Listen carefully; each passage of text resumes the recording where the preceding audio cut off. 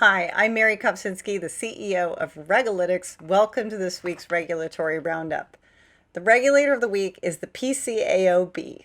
So this week, Gary Gensler, the SEC commissioner, removed the current chairman of the Public Company Accounting Oversight Board, the PCAOB, from office and has announced its intent to replace all 5 board seats. This raised quite a few eyebrows since normally the PCAOB is considered an apolitical organization and historically has never been overhauled by an administration. So when it comes to my background, I tend to live and breathe the international stuff.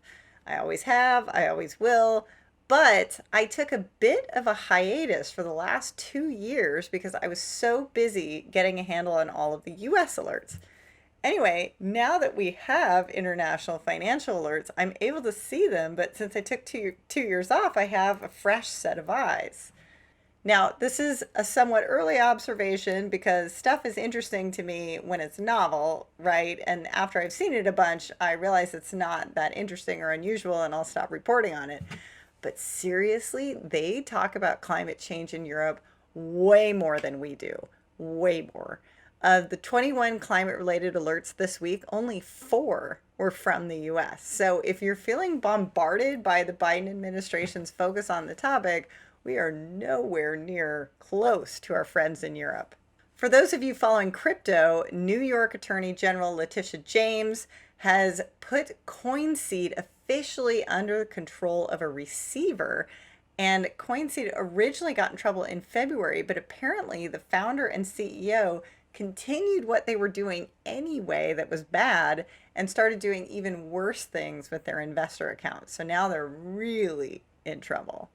And in the continuing Robinhood saga, there is now a plan for distribution of the $65 million fine that Robinhood paid in December. This is before all of the explosive news for failures in best execution. And this $65 million is going to be put in a fund that is going to be distributed to the Robinhood customers who were harmed.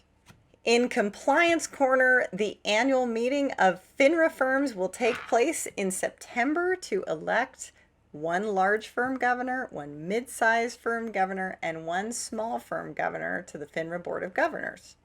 In state news, Idaho is working really hard to be the least regulated state in the United States, and that's what they say in all of their alerts that they're striving for.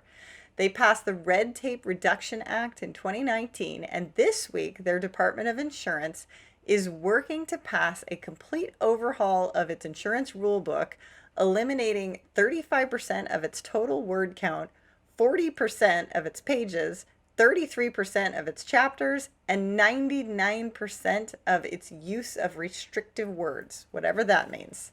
There's a public meeting next Thursday if you want to participate. That's it this week for Regulalytics US Alerts. Join me every week on Wednesday on LinkedIn and YouTube.